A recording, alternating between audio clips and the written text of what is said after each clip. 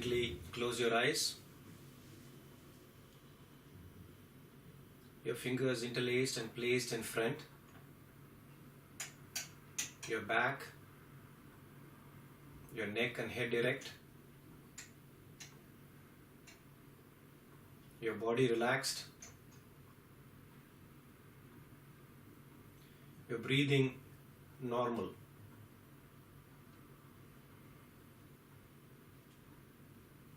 Let us chant the mantra Om.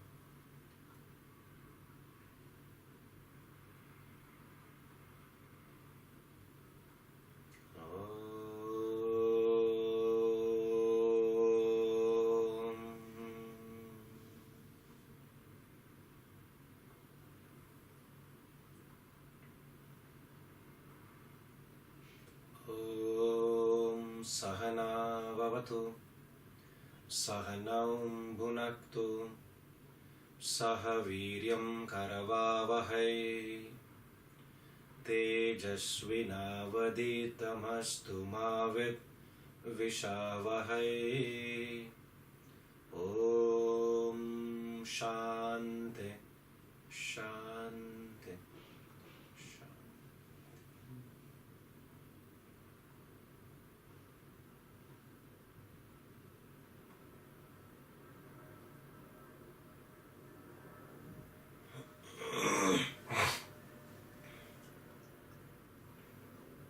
Let us chant 10 shlokas from the Bhagavad Gita, chapter 2, verses 11 to 20. Chapter 2, verses 11 to 20, please.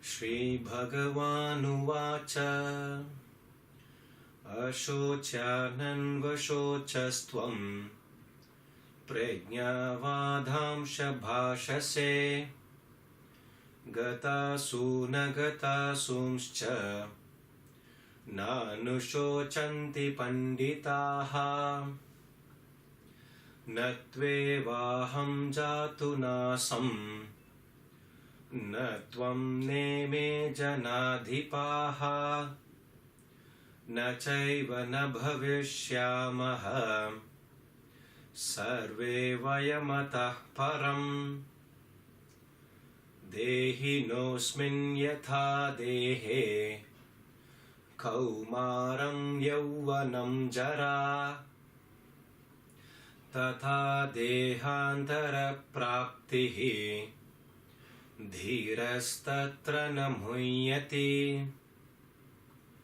Matra sparshastu kaunteya Shitoshna sukha dukkhadaha Agamapayino nityaha Tam stitikshasva bharata Yam hina vyatayant ete Purusham purusharshabha Samadukha sukham dhiram Somrutatvaya kalpate Nasato vidyate bhavaha Nabhavo vidyate sataha Ubhayorapi drishtom taha Tvanayostatvadarshibhihi Avinashitu tadvidhi Yena sarvamidam tatam Vinashamauvyayasya Na kaschit kartumarhati antavanta ime dehaha nityasyukta sharirinaha anashino prameyasya tasmadyudhyasva bharata yayenam veti hantaram yaschainam manyate hatam ubhau tau na vijanitaha nayam hanti na hanyate na jayate mriyate va kadachet nayam bhutva bhavita va na bhuyaha ajo niptyah shashvatoyam puranaha na hanyate hanyamane sharire.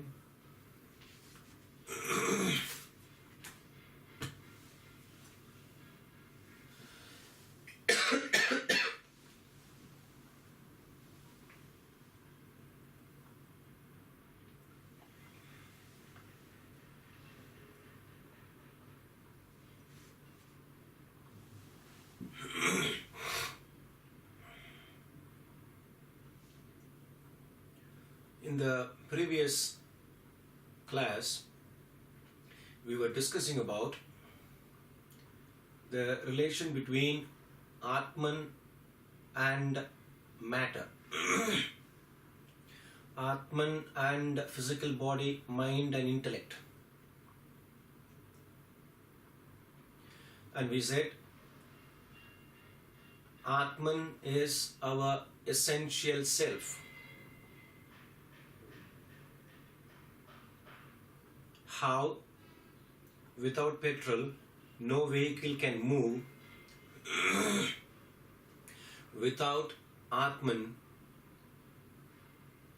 no human being can function.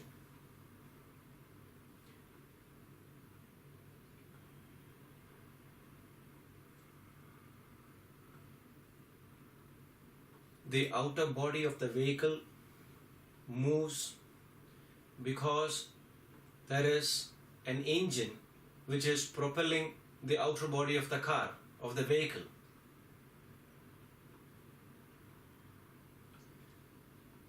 Engine is not the prime mover. Petrol is the prime mover. The comparison is Atman is equivalent to petrol. The inner personality, the mind and intellect is equivalent to the engine. The physical body is equivalent to the outer body of the vehicle.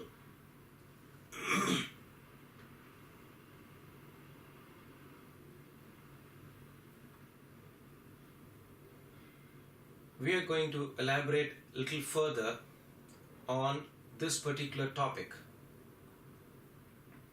We also discussed that self is our essential nature.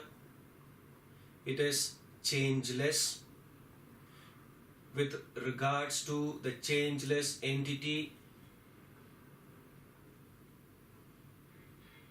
everything in this world is changing, from the external world to the physical body to the thoughts, ideas, feelings, emotions, etc.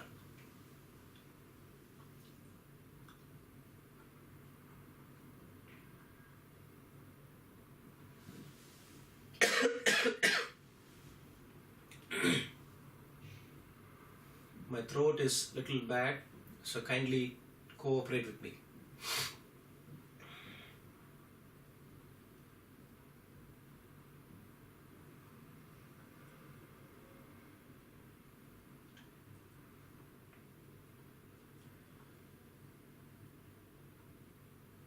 Physical body is performing action. Physical body on its own cannot perform the action. It is the inner personality, either the mind or the intellect, is propelling the action. Mind or the intellect in this context is mind is the likes and dislikes propel the physical action. The feelings, emotions propel the physical action. The desires propel the physical action. Worry and anxiety, the attachment propel the physical action. On the other hand, reason, discrimination, thinking can also propel the physical action. If we perform an action, the physical action propelled by, initiated by the likes and dislikes, feelings, emotions, attachment, worry, anxiety, desires, etc., then it is indiscriminate action, impulsive action. There is no thinking behind that.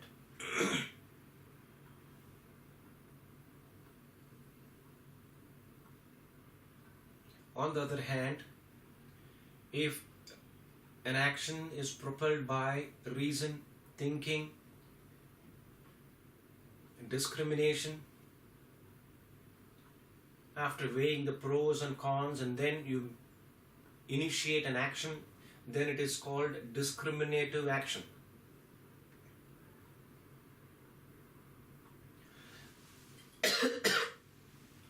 A carnivore sees a spotted deer. There is an impulse, there is a thought. Assumption is the carnivore is hungry. So there is a thought, there is a stimuli outside, a deer in the form of a deer. So the thought arises in the mind. There is no thinking in the carnivore. Should I kill the deer or not? It chases the animal there. The carnivore chases the deer, kills the prey and eats. On the other hand, a human being is offered a sweet.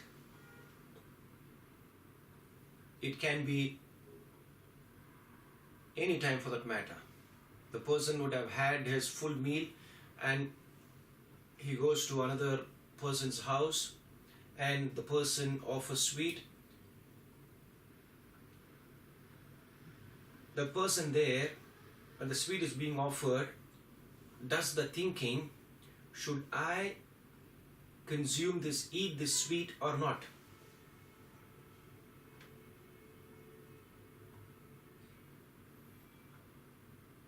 Already the stomach is full.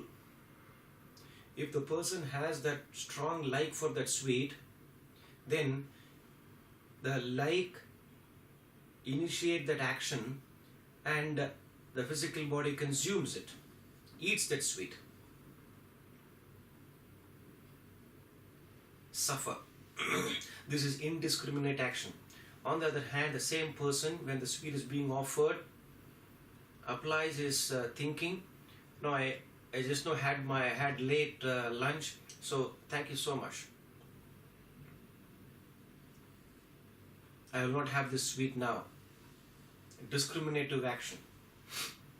Every human being has this potential, capability. Whether we use it or not is the question.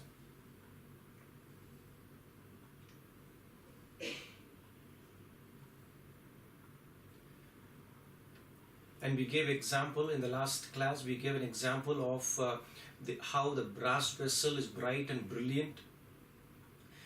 The brightness and brilliance is inherent in the brass vessel. Same way, the essential nature, the self is inherent in us. How that brass vessel is tarnished, black. Same way, the human being has acquired dirt in the form of desires. The Sanskrit word we learned was mala, vasana.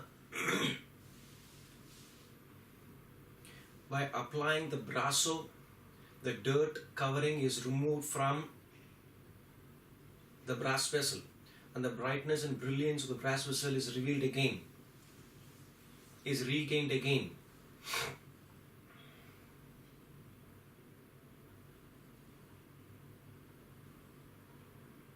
Same way, when we perform karma yoga, bhakti yoga and jnana yoga and eradicate all the vasanas, desires, the dirt covering in the form of desires, then the essential nature, the self reveals, that which is inherent in us. This was what we discussed last class.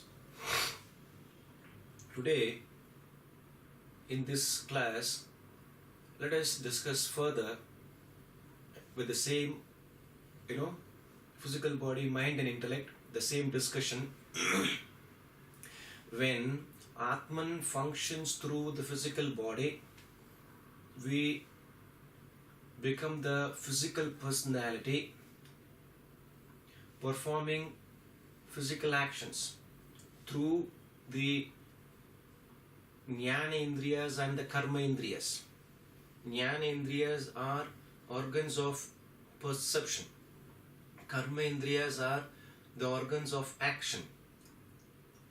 Atman, when it functions through the physical body, we become the physical personality performing physical actions in this world. Same Atman, when it functions through the mind, we become the emotional personality feeling various emotions, positive, negative, etc. At other times, Atman functioning through the intellect.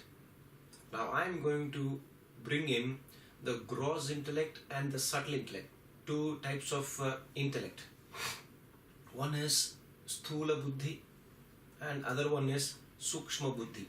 Buddhi, intellect.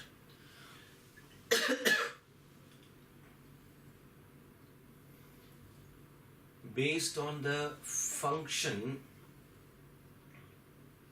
when the thinking employed in the gross world, terrestrial world, then the intellect is termed as the gross intellect. And when intellect is applied in the subtle, you can't say subtle world, the transcendental, beyond the terrestrial, when we posit the existence of God, when we posit something other than this terrestrial world, is there anything beyond the terrestrial world? The subject becomes subtle. Then the thinking employed in that field of subtle field is the subtle intellect. So, again I'm repeating, Atman functioning